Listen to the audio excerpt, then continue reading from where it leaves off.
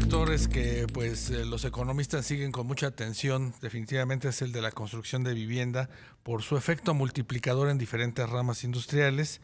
Eh, la consultora Forecasting acaba de realizar un análisis sobre este mercado.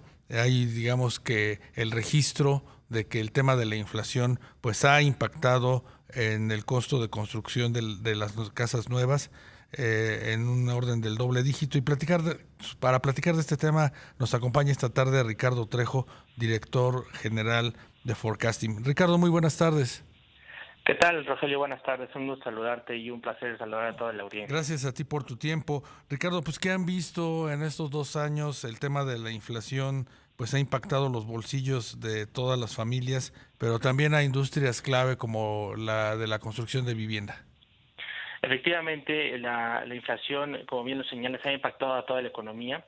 El sector constructor en general se ha visto afectado por estos incrementos de hasta 2 dígitos, por ejemplo, en materiales de construcción, un incremento en la mano de obra, pero en particular, y para precisar, la industria de la vivienda, que es el sector más importante de la industria de la construcción, estamos hablando por ahí de la mitad o poco más de la mitad de la industria de lo que se construye el país es vivienda, Sí. Ha estado afectada por este fenómeno de inflacionario, ¿no?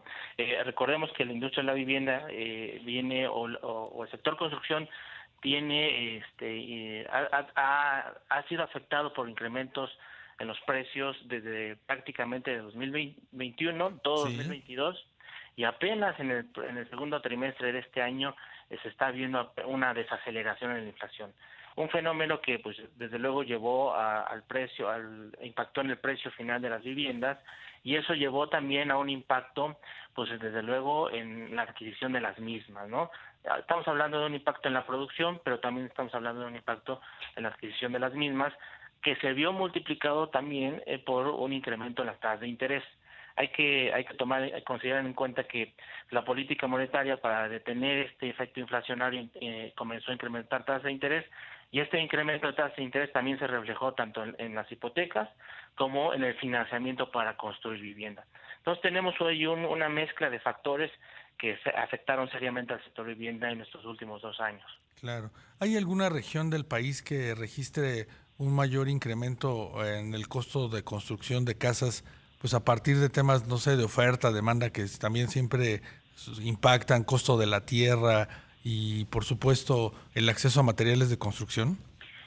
Sí, en efecto podemos distinguir dos fenómenos, ¿no? El coyuntural, el que venimos explicando, que ha afectado a toda la industria, y que por ello y por lo mismo, por ejemplo, cuando nos alejamos del centro del país o de los centros de producción del país hacia el exterior, hacia la periferia, hablemos por ejemplo de las penínsulas, la de Baja California y Sí. Yucatán, por ese efecto de traslado o de costo de logística hay un incremento en los precios. Pero digamos, eso es un fenómeno que es coyuntural y que vivimos en el pasado, ¿no?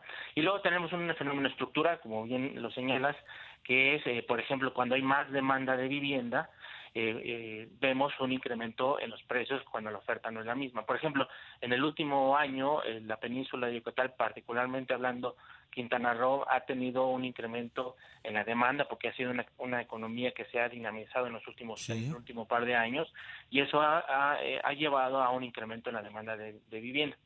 Entonces, ese incremento que sobresale la producción o la oferta, como decimos los economistas, ha generado también este efecto de incremento en los precios. Pero hay otros estructurales, ¿no? Por ejemplo, hablamos, por ejemplo, de Quintana Roo, que es una entidad que está recibiendo mucha inversión del extranjero, o de personas que vienen del extranjero, de Norteamérica, de Europa, que vienen a construir y a vivir a México, y eso también conlleva un elemento inflacionario porque, por ejemplo, ya muchas propiedades, terrenos se cotizan en dólares. Sí. Y esos son fenómenos particulares, digámoslo así, ¿no? De la estructura regional de las entidades. Pero en efecto sí, cuando nos alejamos de los centros de producción hay un incremento mayor en los precios que refleja el costo de logística.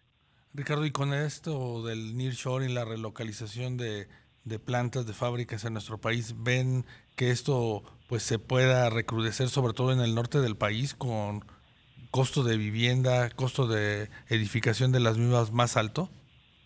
Qué buena pregunta, Rogelio. Bueno, para empezar, hay que aclarar que nosotros prevemos, y desde luego las cifras ya lo muestran así, es que en el mediano plazo, es decir, estamos hablando de un año más, Sí. veremos menores presiones inflacionarias, ¿no? Okay. Es decir, los precios seguirán creciendo, pero no en la medida que lo vimos en el año previo. Y luego, lo que sí consideramos es que el efecto nearshoring va a acarrear un incremento también en la producción. La inversión que llegue a las zonas del norte o del Bajío, por ejemplo, va a generar un incremento también en la construcción de viviendas. Entonces, digamos que el mercado es dinámico, ¿no? No es estable, entonces ahora sí que dicen, la oferta crea su propia demanda, la oferta de mayores inversiones, en este caso, la llegada de inversiones en el sector industrial, pues va a acarrear también incremento en la demanda poblacional, pero a su vez los desarrolladores están previendo esa situación y de alguna manera se están anticipando para empezar a producir pues la demanda que vamos a estar previendo para los próximos años. Claro. Entonces, sí habrá un efecto ahí, un efecto que va a generar presión, pero el mercado se tendrá que acomodar en automático para equilibrarse de alguna manera y eso generar que las viviendas o el precio de las viviendas no tengan incrementos inflacionarios más allá de lo que del resto de la economía, ¿no? O de la coyuntura económica. Ricardo, finalmente, ¿qué pasa con la vivienda de interés social? En este gobierno, en esta administración, prácticamente no hay políticas para incrementar la producción de este tipo de casas y pues muchos trabajadores que precisamente podrían tener la oportunidad de estar, digamos que captando los beneficios del nearshoring, pues no van a encontrar una casa que comprar. Sí, bueno, es todo un tema el de la vivienda de interés social. Hay que recordar que, por ejemplo, el 90 o el 95%, entre el 90 y el 95% de la producción de vivienda se enfoca en este segmento, en la vivienda de interés social. Y sí, en efecto, hay una falta. Yo no diría que hay una escasez en la política pública en materia de vivienda, pero sí hay una falta de mayor regulación y desde luego promoción para atender las necesidades de esta vivienda. Los desarrolladores, por ejemplo, construyen en su mayor medida vivienda de interés social porque es donde está el mercado. Y básicamente la política pública está enfocada pues en Infonavit, que es el que genera todos los créditos hipotecarios.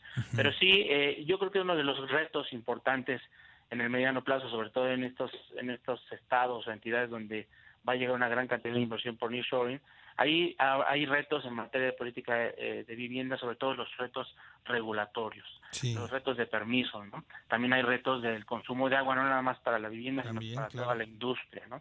Entonces hay retos ahí ambientales y retos institucionales que hay que sacarlos de alguna manera o hay que promoverlos para que estas inversiones no se vean detenidas o no haya un bache por ahí, ¿no? En la actividad económica. Por lo pronto, pues hacernos a la idea de que pues los costos de las casas pues van a ser más altos, ¿no?